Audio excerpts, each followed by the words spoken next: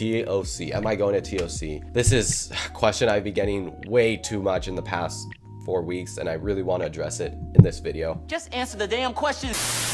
Hey guys, welcome back to episode number 5 of the Ask Joaquin Anything Show. In this episode, we're going to be looking at how to remember social studies terms. Is TOC the same as globals? And the question that I've been getting the most in the last few weeks is, am I actually going to TOC? Before we move on, make sure to check out the podcast and blog posts that I added on my website. You can check those out in the description down below. Make sure to listen to the podcast when you're in your dead time, when you're going to school, when you're at the doctor's office. Just plug in, listen, get the curriculum stuck inside your head, and many other WC tips. And for the blog post, I've actually added a bunch of the scripts for curriculum videos that I never actually ended up releasing just because editing time took way too long. So you can check those out in my website down below. I think I covered all of the subject areas except for art and history. So you can definitely check that out down below. Something interesting about the number 5 is that there are actually around 5 babies born every single second. So in the time it just took me to say that, there've probably been like 30 babies born. Zlatan Ibrahimovic asks, hey, how would I be able to remember the terms in social studies? Just to let you know, when I have already used Kahoot and Quizlet, but it doesn't really help. Please, please, please, I'm going to TOC. Okay, so when it comes to remembering social studies terms, they're very similar, in my opinion, to the rest of the curriculum. However, I can kind of see why you would have trouble learning them in the first place. And I think once you start understanding the main reason why you're having trouble learning them, it'll be much easier to go forth and learn them. One of the main reasons why you might have trouble learning them is because many of the terms in the social studies curriculum this year sound very similar and kind of allude to very similar ideas and often just sound like you're talking about the same thing over and over and over again. I mean, when I look at the curriculum here, there seems to be many different, it starts off mainly with social groups and then goes into when does a group think of itself as a group, and I can definitely see how many of the subjects here just seem to overlap in the same concepts and in the same ideas. So what I would suggest you do is to break up the curriculum into very specific parts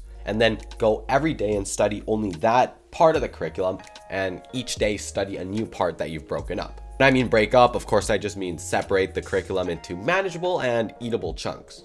Eatable again, metaphor. For example, I would strongly suggest you put all of the experiments, study all of them in one day, go through the Quizlet, memorize them, all of the experiments such as the Robber's Cave, the Stanford Prison Experiment, etc.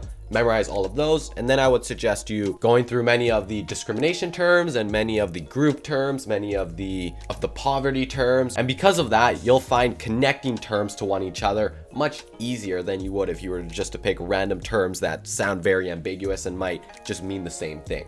And when you're in this research stage, I'd strongly suggest you connect the terms to the actual topic of the subtopic that you're studying about. And also realize that the Scholars Cup, although they add very similar terms in different subtopics, they will never add a term that means the exact same thing in an actual subtopic. And then once you start getting very crystal clear on the actual meaning of the term in relation to the subtopic, you can go through Quizlet much faster and you'll start making connections between all the terms and you'll memorize it much faster compared to if you were just to go through all the terms on like your Quizlet or something. However, if this is really your area of weakness, I'd strongly suggest you start studying it as early as possible, going through the Quizlet every single day, maybe 20 to 25 minutes if it's that much of a problem for you. So to summarize what I just said, if none of that actually made sense for whatever reason, because I feel like it doesn't. Number 1, separate the curriculum into different subsections. Actually, the Scholars Cup does a good job of doing this. For example, one of the subsections could be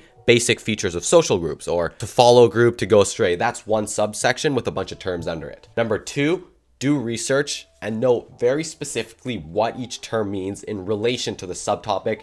And number 3, start going through the Quizlet every single day. Is TOC the same as globals? Okay, so when comparing TOC and globals, there's 2 major distinctions that I experienced when I first went to TOC. When reviewing the experience, I can say that I personally found globals to be a little bit more entertaining, a little bit more novel, a bit more a little bit more fun, more new, mainly because I was traveling outside of North America, where I live, and going to Asia, and I just found that experience to be very new and a lot more fun than just going through the US, which I've already been various times. However, the experience is very, very similar when it comes to the actual events. As you know, the 4 events are the same. I'd say the only difference is that the bowl and challenge questions just get a lot harder. The difficulty in competition from TOC to globals is significantly larger than the difference in competition from regionals to globals. So if you're studying for TOC, make sure to keep that into account because it's going to be massive. And you're especially going to notice that when it comes to debating, the people are going to be significantly more skilled and people will just know more of what they're doing because they've spent more time studying. And if you don't live in North America, I can imagine that must be a large travel. So of course, why would you not study for this event? However, in TOC, something else that I found very interesting was just the entire university culture. And I felt like that's something that you can't get at any global round, especially going through the library of Yale, walking through the entire place as if you're like an actual student there, going into the classrooms, debating there, writing your collaborative essay in the area, doing a scavenger hunt around the entire place. I found that to be really cool, an experience that I wouldn't get at a global round. So that's briefly comparing TOC to globals. If you're going to TOC, best of luck. HLKMP asks, how to do a good rebuttal? Oh damn, I don't feel so qualified to answer this question. So I would definitely suggest you check out the debate video I made with Katrina Lee. She is such a good debater. You can check it out in the thing right here. I guess one of the main points to doing a good rebuttal is just to find the weakness in their argument and then just go all out on that. There's no point in trying to destroy the entire, like every single thing they said. It's not as effective as honing in on maybe 1, 2, or 3 things and really going deep and attacking those things with a lot of effort and a lot of reasoning and a lot of logic behind why they are fundamentally incorrect. I feel like that approach is much stronger than just trying to take down everything and not really having much reason, because it just makes your debate much more dull compared to just attacking a few key things that the opponents have said. And since every single debate relates one way to the WSC curriculum, if you can find a reason why they're wrong and justifying that with the WSC curriculum, the judge is going to be very impressed that you use the WSC curriculum to actually justify the reason why their point is fundamentally incorrect. Again, that's my brief strategy. I'm not at all an expert at debating. And I'm not an expert at all at writing either, which is why I interviewed Maxine and even Feda and Katrina Lee on the subject. You can check out another video right here or in the description down below. It's me, Vicky U asks, I have a question. How well do you need to score on the Scholars Challenge to get a medal? Damn, this is actually a really hard question to answer. I'd say that it varies depending on which regional round or global round you go to, because depending on the timing of the event, people might study less, people might study more.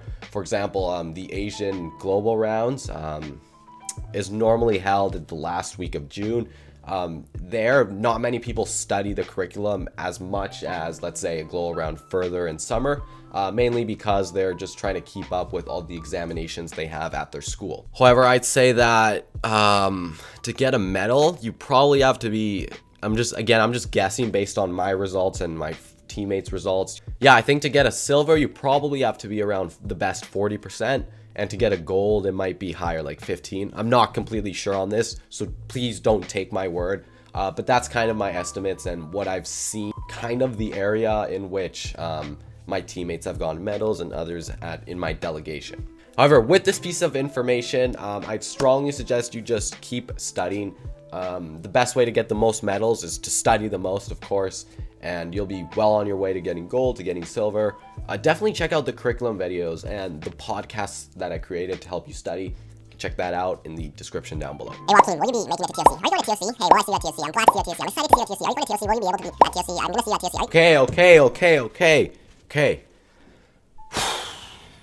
TOC. Am I going to TOC? This is a question I've been getting way too much in the past 4 weeks, and I really want to address it in this video. As you've probably guessed by the lead up to this video and all the time I spent answering other questions and the fact that I haven't given you a concrete answer yet, you probably might be guessing that I won't be going to TOC, and unfortunately that is the truth. I won't be going to TOC this year in 2019, and there's a few main reasons why that is not the case.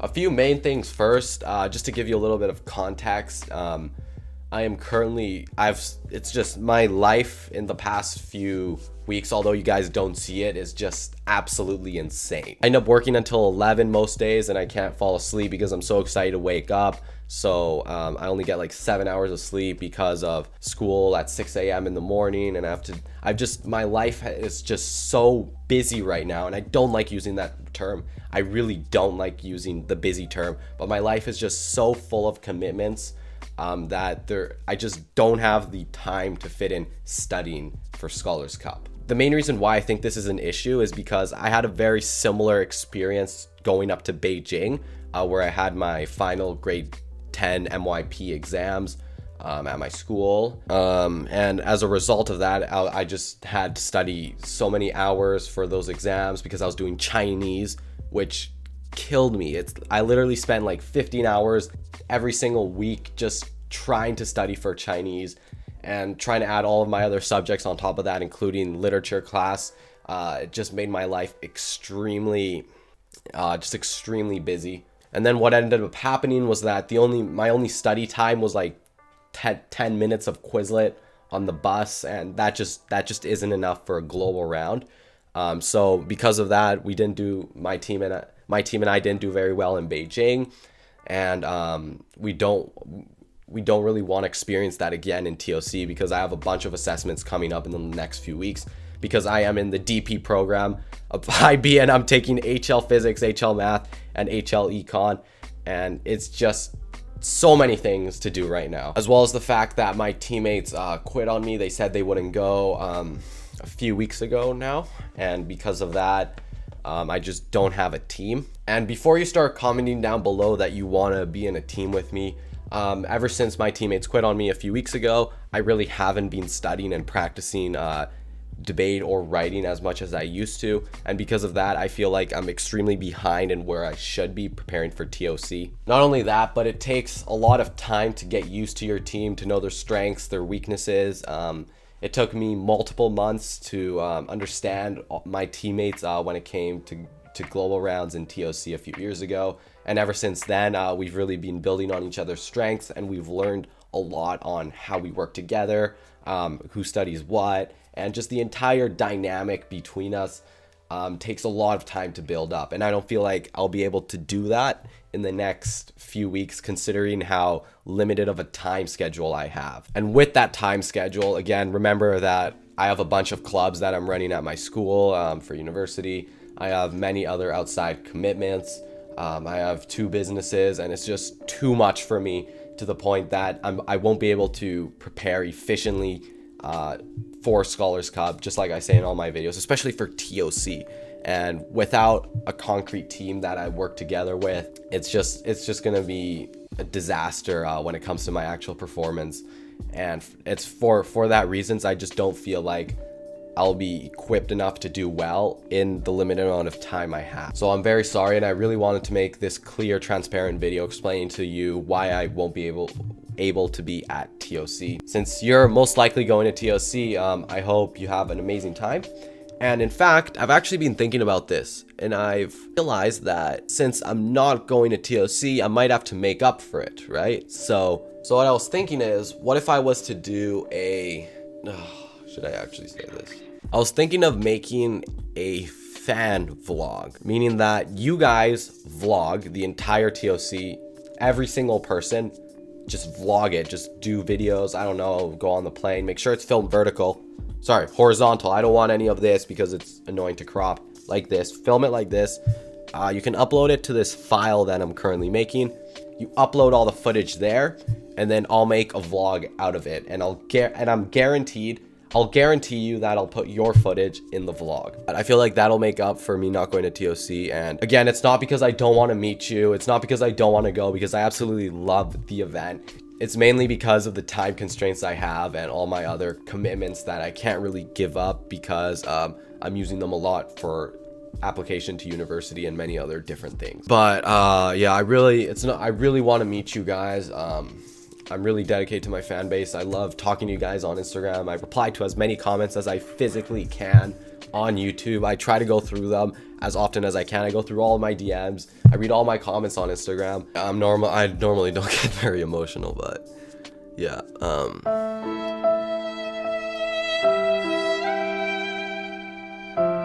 And something else that's actually really real about me, that's what's going on to my head. WSCT, they posted this post saying how I'm a scam, how I'm like saying how I actually never won the Beijing global round, which I never said I won. I just won the regional. And ever since that post on WCT, I'm kind of scared now to go back out unprepared and fail again because of all the backlash I'm gonna get from this. It says that you're a scam, not an expert. I quickly texted these guys and said, what's kind of the purpose? And it turns out that the next day they deleted it. I'm not quite sure why. And the truth is, I've learned so much since Beijing global rounds, talking to all these people, making all these videos. And I do these videos with the intent on being the person who brings the most value to scholars and the Scholars Cup community. Nothing I post on this channel is an ad for any of my companies. It's nothing has anything to do with that. It's not to boast of my own achievements. All of this that I put on my YouTube channel and on my blog and on my podcast and on my Instagram is to help you do well on the TOC. And I'm not putting any ads on this YouTube channel. That's not my goal with these videos. And because of that, I feel like there's so much pressure on my shoulder to perform well. And if I go to TOC and I don't do well because of the circumstances I'm in, I feel like I'm going to get a bunch of backlash like I did with that WSC T post. And it's also through giving value to you guys that I bring value to myself, because I end up learning these strategies to a point where I'm able to teach them to you, which is why I have all of these speakers come on this channel, because they're much more talented in that area of WC than I am and that I will ever be. And because of that, I tend to restrict myself to talk about things I only know about. I don't go on rants on how to debate or how to write, because I'm still figuring it out myself. And one of the things I know a lot about is productivity, because I've been studying that for the past 2 years and I'm really into that subject. So whenever you hear me talking about study habits and just workplace efficiency, that's something that I truly believe in and something I know a lot about. And because of that, I feel like that gives the most value to the end consumer. So again, I'm not going to TOC because of those limitations, and I'm really sorry about that. Again, I'm scared about the backlash, and all of this just put a bunch of weight off my shoulder because it's the absolute truth. It's what's actually happening in my life. And again, this community has done so much for me. It's made me really happy. I love these events so much. I love the Scholars Cup just in general. I love what it stands for. And because of that, I really feel like it's my duty to give back to other scholars who need the extra help in studying for Scholars Cup. So again, if you're going to TOC, vlog your experience, film anything. I don't really care as long as it's appropriate. Film the experience, film your debate, film walking around, film you guys screwing around. I don't care. Make sure it's filmed like this, and I'll add it into the vlog, to the fan vlog. Make sure to add your Instagram in the name of the video. That way I can link you up when I actually put it on the fan vlog. Yeah, so that link will be active as soon as TOC starts in November. So thank you very much for watching episode number 5 of the Ask Joaquin Anything Show. I normally don't cry at all, and I almost cried in this episode because I'm actually so sad that I can't go to this, and I truly am sorry if you really wanted to meet you, and I really want to meet you too. I will be going most likely to the European Global Round next year. If there is one, hopefully there is. That's where I'll be going, and I look forward to connecting to you there. So as always, make sure to submit your questions down below at Instagram at Joaquin_Revello. I will respond to you in under 24 hours, guaranteed. I hope you find this video helpful. If you did, share it with your friends. And until next time, stay productive. I'll see you guys in the next video. Goodbye.